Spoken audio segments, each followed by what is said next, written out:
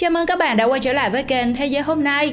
Ở bất kỳ một quốc gia nào trên thế giới thì thanh niên khi đến tuổi quy định đều phải tham gia nghĩa vụ quân sự. Đây được xem là trách nhiệm của công dân. Tuy nhiên, quy định ở mỗi nước thì mỗi khác. Có quốc gia thì khá nhẹ nhàng, nhưng lại có quốc gia khá là nghiêm khắc trong việc thực hiện luật nghĩa vụ quân sự. Cụ thể là bất kỳ thanh niên đủ tuổi đều phải đi lính, không loại trừ một ai. Rồi cả nữ cũng phải đi nghĩa vụ quân sự, thậm chí là người chuyển giới.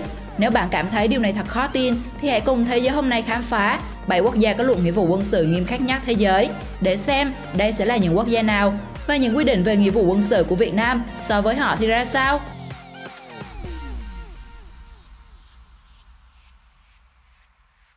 7. Thái Lan. Quốc gia có luật nghĩa vụ quân sự nghiêm khắc nhất thế giới. Đầu tiên trong danh sách này chính là đất nước xứ sở chùa vàng, Thái Lan. Hiến pháp Thái Lan đòi hỏi các công dân nam phải thực hiện nghĩa vụ quân sự từ độ tuổi 21. Độ tuổi nhỏ nhất có thể đăng ký nhập ngũ là 18, nhưng phải đến trên 21 tuổi mới được tuyển vào. Thời gian thi hành nghĩa vụ quân sự ở Thái Lan là khác nhau, tùy theo nhóm đối tượng tình nguyện hay nhập ngũ theo lệnh. Nếu tự nguyện, bạn sẽ nhập ngũ trong vòng 6 tháng, nếu không sẽ phải đặt mình vào trò may rủi. Cụ thể, bạn sẽ tiến hành bốc thăm để quyết định việc đi hay ở. Nếu bốc được tấm vé màu đen thì bạn được về nhà, còn tấm vé màu đỏ thì bạn sẽ phục vụ trong quân đội 2 năm. Điều quan trọng là theo luật nước này thì cho dù bạn có là những người chuyển giới nam sang nữ, vẫn phải tham gia xét tuyển nghĩa vụ quân sự như mọi nam thanh niên bình thường. Không ít trường hợp dở khóc dở cười khi nhiều cô gái chuyển giới cực đẹp cũng phải đến khám sức khỏe. Và họ có thể sẽ phải đi nghĩa vụ nếu thật sự chưa cắt bỏ hết những thứ không cần thiết. Đây được coi là nỗi ác mộng của những người chuyển giới ở Thái Lan.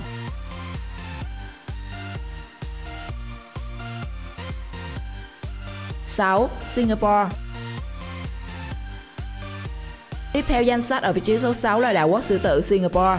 Quốc gia này bắt buộc tất cả các công dân nam từ 18 tuổi trở lên phải thực hiện nghĩa vụ quân sự, và thời hạn là khác nhau tùy vào trình độ văn hóa. Nhưng nếu bạn chưa tốt nghiệp cấp 3 thì họ cũng sẽ bỏ qua cho bạn, vì quân đội Singapore còn những người lính không chỉ khỏe mạnh, tài giỏi mà còn cả tri thức. Những người được miễn hoặc tạm hoãn phải không đủ điều kiện về sức khỏe hoặc chưa tốt nghiệp phổ thông. Những ai chưa được gọi nhập ngũ nhưng có nhu cầu ra nước ngoài học tập thì có thể xin phép hoãn thi hành nghĩa vụ quân sự cho đến khi học xong. Trong thời gian đó, gia đình bạn phải đóng phí đảm bảo quân dịch với các mức ít nhất 75.000 đô la Sing, tương đương 60.000 đô la Mỹ, và cao nhất là 300.000 đô la Sing, khoảng 240.000 đô la Mỹ. Sau khi trở về và nhập ngũ thì bạn sẽ được hoàn trả tiền, nếu không bạn sẽ vừa mất số tiền đã đóng, vừa phải nộp phạt và thậm chí bị xử tù. Đây là đất nước có luật nghĩa vụ quân sự nghiêm khắc và tốn kém nhất nếu bạn muốn trì hoãn nghĩa vụ của mình đối với Tổ quốc.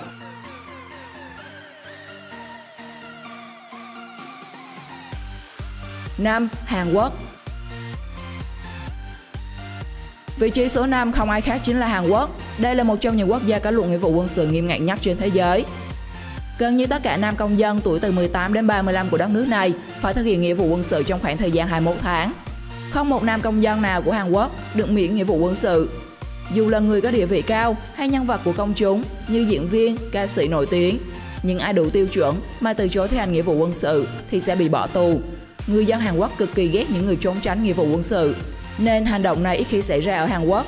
Tuy nhiên cũng có những trường hợp diễn viên, ca sĩ Hàn Quốc trốn nghĩa vụ quân sự và họ phải chịu sự chỉ trích rất lớn của dư luận. Như trường hợp ca sĩ Steve Yu có 2 quốc tịch Mỹ và Hàn Quốc. Năm 2002, khi quân đội gọi Steve nhập ngũ, anh này liền bỏ quốc tịch Hàn Quốc.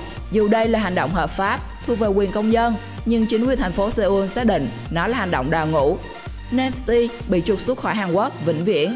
Hàn Quốc có kỷ luật quân ngũ nghiêm túc và cực kỳ khắc nghiệt. 2 năm trong quân ngũ, các bài tập huấn luyện vô cùng gian khổ, hà khắc sẽ các bạn hoàn toàn thay đổi da thịt.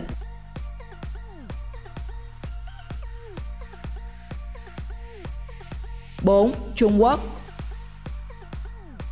Trung Quốc cũng là một trong 7 quốc gia có luật nghĩa vụ quân sự nghiêm khắc nhất thế giới. Theo quy định, Trung Quốc bắt buộc thanh niên đến tuổi đều phải nhập ngũ. Thế nhưng do dân số đông đúc, số lượng tình nguyện nhập ngũ lớn hơn nhu cầu thực tế của quân đội.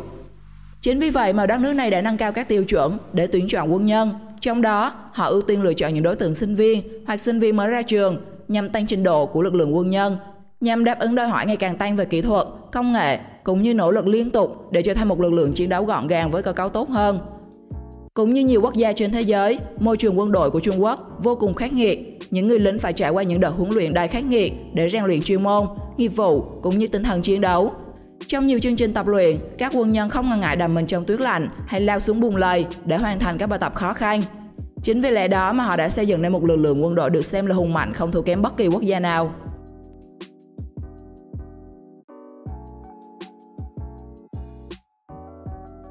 Ba, Việt Nam. Chắc hẳn như bạn sẽ không hề thấy lạ khi Việt Nam xuất hiện trong danh sách này, đúng không nào? Bởi theo quy định của Luật Nghĩa vụ quân sự Việt Nam thì gần như 100% thanh niên đúng 18 tuổi có sức khỏe tốt đều phải đi nghĩa vụ.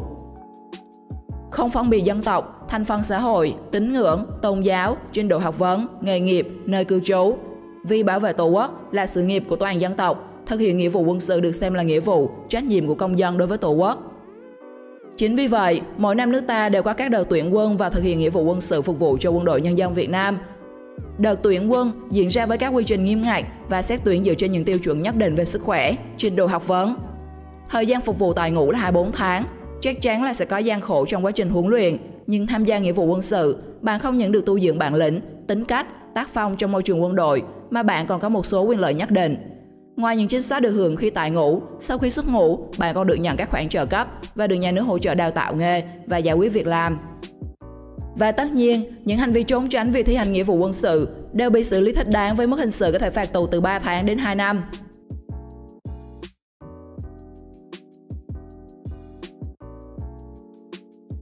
Hai, Triều Tiên. Vị trí số 2 thuộc về Triều Tiên. Đây là quốc gia áp dụng chế độ nghĩa vụ quân sự có thời hạn phục vụ lâu nhất, nơi tất cả đàn ông và một số phụ nữ phải nhập ngũ. Cụ thể, từ tháng 1 năm 2015, Luật Nghĩa vụ quân sự sửa đổi của Triều Tiên quy định phụ nữ trên 17 tuổi phải nhập ngũ phục vụ quân đội trong thời gian 7 năm. Theo luật mới, thời gian tại ngũ của nam giới cũng tăng lên 11 năm so với trước đây là 10 năm. Triều Tiên sửa luật nghĩa vụ quân sự do thanh niên đến độ tuổi nhập ngũ hiện tại đều sinh ra trong giai đoạn giữa thập niên 90 của thế kỷ trước. Khi đó, một nạn đói quy mô toàn quốc khiến 330.000 trẻ em tử vong. Do vậy, Triều Tiên tuyển cả phụ nữ vào quân đội để duy trì lực lượng quân nhân tại ngũ. Tại quốc gia này, việc nhập ngũ được coi là nghĩa vụ cao cả của mỗi công dân để xây dựng một lực lượng quân sự hùng hậu bảo vệ đất nước. Tuy nhiên, cuộc sống quân ngũ mới là nỗi khốn khổ thực sự đối với những người lính. Ngoài những bài tập khắc nghiệt, tính kỷ luật cao, những người lính Triều Tiên còn thường xuyên phải chịu đựng sự thiếu thốn về vật chất do nền kinh tế quốc gia còn nghèo nàn.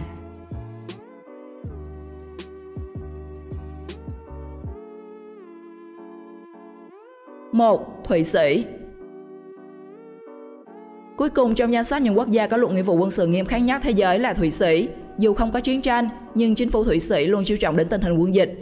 Chính vì thế mà theo quy định của luật pháp đất nước này, tất cả các công dân nam tuổi từ 18 đến 34 có đủ điều kiện sức khỏe đều phải đi nghĩa vụ quân sự bắt buộc, trong khi nữ giới là tình nguyện. Các tân binh sẽ phải trải qua khóa huấn luyện cơ bản kéo dài từ 18 đến 21 tuần. Sau đó, những chiến sĩ mới ưu tú nhất sẽ được giữ lại để tham gia quân đội chuyên nghiệp, số còn lại rời bỏ quân trường để chuyển sang ngạch dự bị. Hàng năm, các binh sĩ dự bị đều được gọi trở lại quân đội tham gia các khóa rèn luyện kéo dài chừng 3 tuần lễ. Và điều này diễn ra trong suốt 10 năm tiếp theo. Tuy nhiên, họ có thể chọn phục vụ cộng đồng 390 ngày thay vì thi hành nghĩa vụ quân sự. Với sự khắc nghiệt và nhiều quy định như thế, nên phần lớn cuộc đời thanh niên ở đất nước này đều phải gắn liền với quân sự. Cũng như Việt Nam, bất kỳ ai từ chối thực thi luật quốc phòng đều bị trừng phạt, kẻ trốn nghĩa vụ quân sự có thể bị tống giam đến 12 tháng.